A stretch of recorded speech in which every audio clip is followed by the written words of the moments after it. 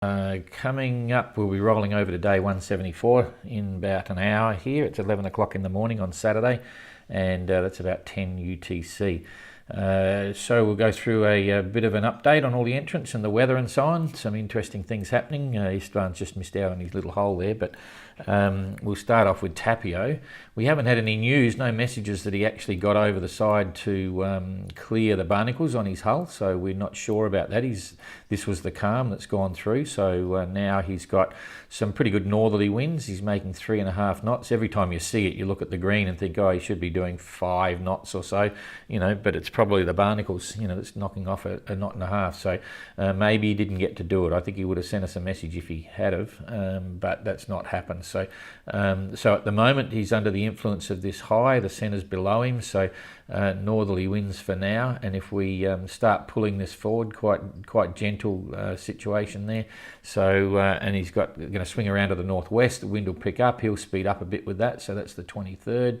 24th next day, he's got some southeasterlies coming, and he'll make good time in that. That's fine. It's not heavy. It's not hard on the nose. He'll peel off on a northeasterly course so he can manage his own direction and the comfort on board, and that's going to pick up. You've got this low pressure forming above him, so that's kind of interesting, but I don't think it shouldn't come down onto him if we go through to the 26th. No, it's just going to give him some headwinds, so that's some frustrations. And the zone, if we hang on, wrong one, if we click on this here, he's got plenty of room there, but yeah, that's going to be frustrating for him. He'll be peeling off and going a little bit high, but no storms, that's the main one. So go through another day, still headwinds right on the nose there, then an easterly. That's going to really knock him around a bit. So that's 5 days out. So day 4, day 5, not good for Tapio. And we go through to day 6, and it's turned around completely. So he's going to have a couple of days there of frustrating conditions, but nothing that he hasn't experienced in the past, and certainly not as long. Then he's got northerly, so he'll be making reasonable time. It'll be an average week for Tapio by the look of it. So if we go back to real time now, and Istvan, boy, we just got a message from him about an hour ago. He's in 55 knots right now, and he's under storm jib and trysail, and he says he's really giving the trysail a workout. So this is classic. You probably saw that photo. This is the little calm here in the middle. It's not the center of any system. It's just some sort of an anomaly. The winds aren't hooking around. It's just a weird one, but he's been in it a bit, and now he's on the edge of it. So he's surrounded by typical Southern Ocean weather. There's quite a bit of wind down on this one here. If we just pick that up one more, you can see what's happening, but I think he's going to be okay. Certainly, remembering he's got 55 knots now, and it's only normally that's forecasting about 30 knots there, 35, gusting 40. He says he's got 55, so there's a little bit of an anomaly. These are all generalised areas. There's not a lot of floating buoys in the Southern Ocean that are giving the data, but that's what he's got. And as he goes to the east, we'll click this through now. I'll click it through every 3 hours. So there's 1, there's 2. He'll slowly be coming across this way, 3, 4. By the time it's there, it's starting to blow itself out again. So we're not, and it's gone to the southwest. The sea will start to build. In fact, it's probably holding. He's probably already got 5-6 metre seas, maybe bigger. We'll have a look in a minute. So he's got some tough times, not extreme, but certainly not easy. This is classic top end Southern Ocean sailing. So let's just have a look at what the sea is doing during this period. Yeah, so if we come down here, those colours are into the 6 metre seas. So I'll scale it back so you can see what's around him. Come back to real time now. Hang on a sec, just bring that up a bit more. Okay, so that's real time now. So you can see he's in 6 meters, maybe some of it's just coming up to 7 meters here, and that's going to follow that wind through. There's a day later, he's still got it coming through a couple of days. He's going to be in this band for some time. He's really deep in the Southern Ocean now. He's down at around 55 degrees south, furious 50s. By the time it gets to here, he'll be on a bit further because these are 8 and 9 meter seas. But he would have progressed. That's the 27th, 5 days away from now. And, well, maybe it might catch him. Let's have a look at the distance here. This is 5 days. Boom, boom. Come on. Hang on. That's it. So we go one there, one there. Oh no, that's only 100. It's 5 days. He's going to be right up over here. So it may. So he'll be right over there by that stage. Let's just see. We'll get rid of that now. Remembering he's there, and that's the 28th. So that's 6 days in advance. And yeah, it's starting to disappear a bit, so he might be okay. He's not going to get the worst of it, but it's certainly going to be tough days for Istvan now. So just coming back to the wind again, we'll just go back here to the wind, and we'll just see how this pans out over the next few days. Where are we? I'll just scale it back because you can see generally it looks as if he will have a reasonable run. So this is real time now, and we'll just animate it coming through here. This is what's happening. So that's day one, and then he's about here somewhere. Day 2 coming up to here, that's the 23rd. So yeah, it's all going through. There's the 24th. That one's going to go below him if he holds up here. So that's the 25th. So that's 3 days from now. He'll be over here somewhere. So if this forecast is correct, hopefully that one will miss him. And then there's really not a lot coming. This is going through the 26th. That's 4 days. This one here, jeepers, that's moving. Okay, he should be over here by then. 27th, let's do a check on that. Okay, so that's the 28th at 3 o'clock in the morning. UTC will come up to about now. So that's the 28th. So that'll be 6 days. He's done 6, 7, close to 800 miles by then from where he is now. I'm just playing games here, I suppose. There's 800 miles, 850. So he's going to be around about here. So he'll be around about there in 8 days' time. We'll go back to the wind, hit that there, and let's see. Okay, it's dying as well, so let's hope that's the case, and he should be okay. So he could get a reasonable run, but you never know what's going to happen to the weather. Anyway, for now, as I say, he's reported 55 knots, big seas, tristle getting a workover, but he's happy enough, and it's more of the same for Istvan. So we'll watch that for the next couple of days for him. Some tough times indeed. So come back to real-time weather now. Uku is here making good time. He's 3.7 knots. I would have thought he would have been doing a bit more than that, but the forecasting might be a bit low. As you know, he's leaving the Falklands to port as he goes past, and his tactic is taking the traditional sailing boat route. And again, some of you may have seen this the other day, but those that didn't, basically what happens here is that generally there is a high pressure system here that goes around like that.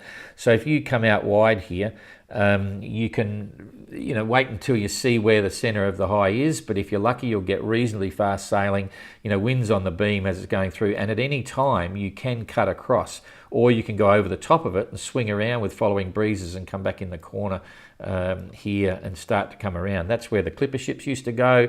It's usually user friendly for yachts because you're not going to windward and so on, and that's what he's planning to do. So it'll be interesting because it's completely different to what Mark and Jean-Luc did, and there's some reasons for that, I suppose. Mark is powerful, young, fit, healthy. He's hungry. He wants to go the quickest he can. He can power to windward, and everyone's been watching that.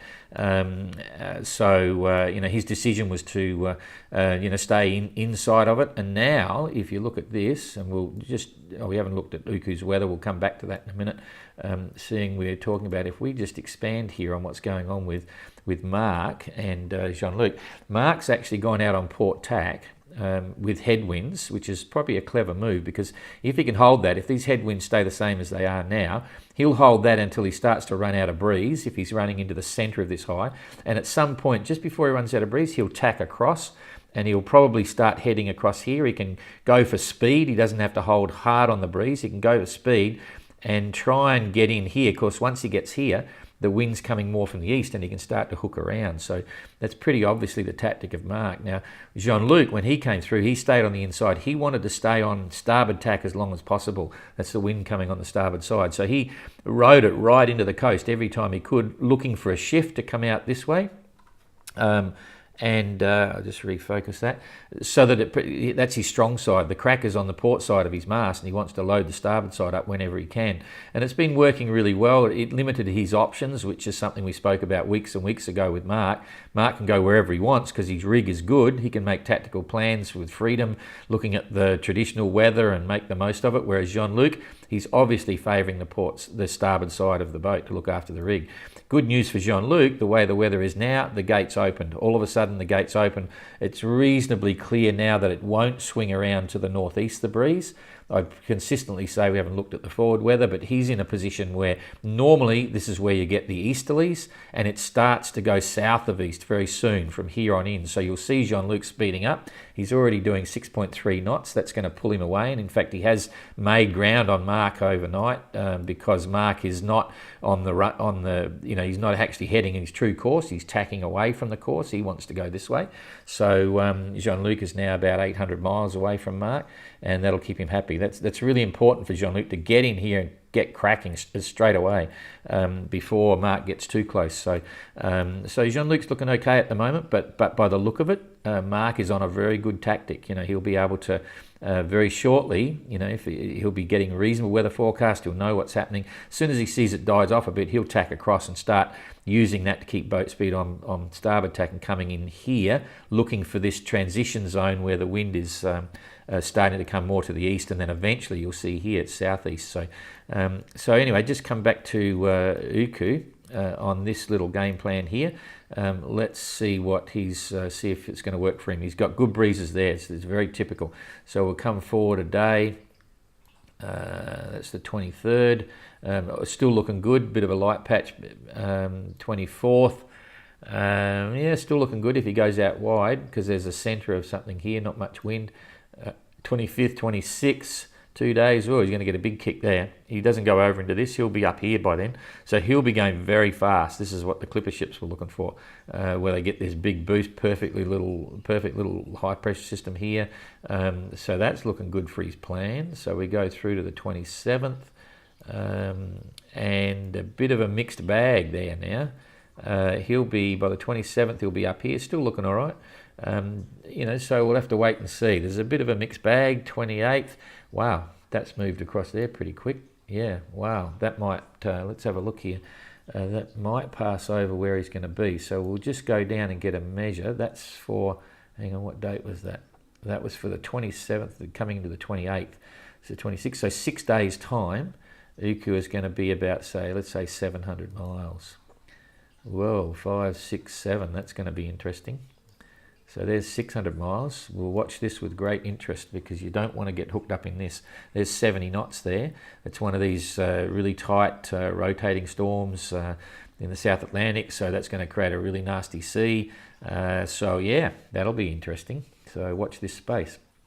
And again, that'll be, that's the 28th, so that's starting 6 days out. So we'll watch that with great interest. So okay, so coming back here now, we'll come up here to Mark and Jean-Luc and see what's going to happen with their winds as they move forward.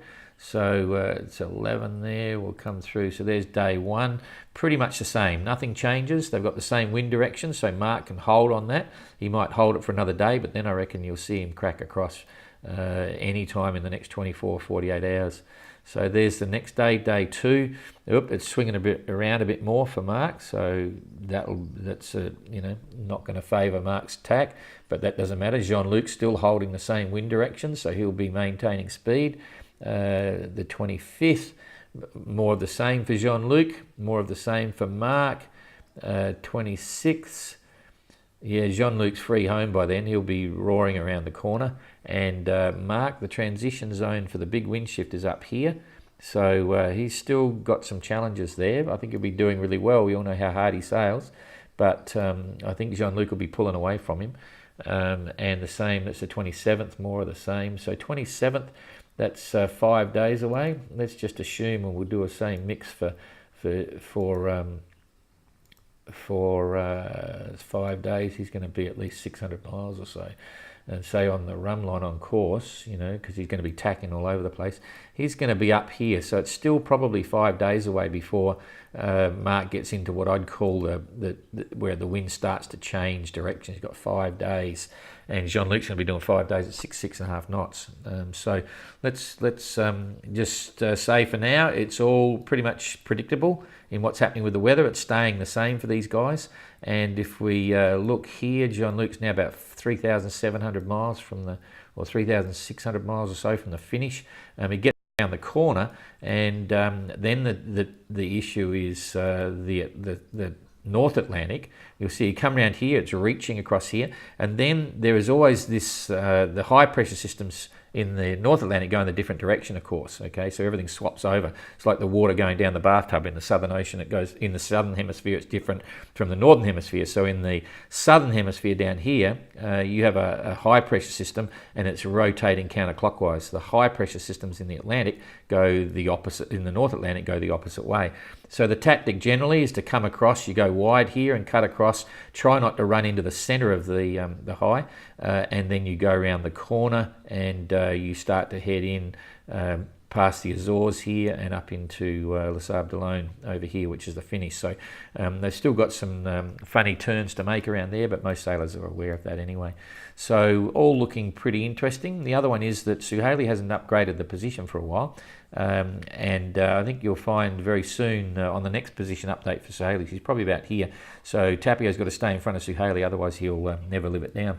But he's moving pretty well. I just hope he can get rid of those barnacles. Igor's arrived in Russia, and if you haven't seen the post with Jean-Luc's 16 questions, have a look at it. It's fantastic. It's a real insight into Jean-Luc. All the entrants got those questions. It's on a post now on Facebook. It takes about 12 minutes or 14 minutes or something, but it's really interesting. Some of the questions in the end are quite revealing as to who he is and why he's there and what he's doing. And that was recorded about a year before the start. There's 2 other sessions that Jean-Luc does as well, and all the other entrants will be putting them up over the next couple of months, and I'm sure everyone will enjoy that, so have a look at that. Okay, that's really about it. We'll be on again live with question and answers and another blurb update in a few hours. It's now 11, it's on 2, so in about 3 hours' time. So see you then. Thanks a lot.